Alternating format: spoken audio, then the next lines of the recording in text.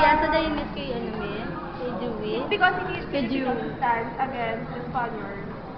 He came back to the Philippines with America. Kapag siya sa Philippines, he met with Dewey. Dewey!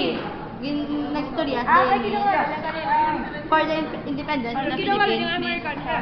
The Americans assured Aguinaldo that America has no intention of colonizing the Philippines. Makakala sa YouTube ang dal pala. Makita mo na sa YouTube. Hindi na. Just happy just remind me what they Ramyaw.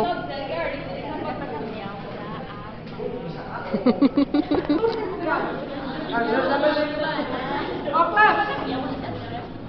Oh, the Americans assured Aguinaldo na hindi nila pag-colonize sa Philippines. Right? That's why Mr. Pati, si Aguinaldo.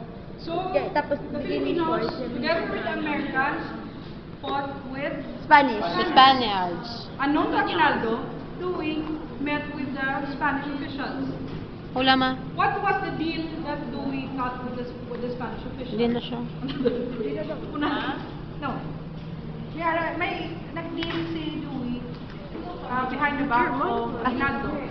One was for the surrender of the Spanish forces. Ang Kagang Pilipinos will not be allowed to enter the city of Manila. Tapos, muna nagwa ang map battle of Manila.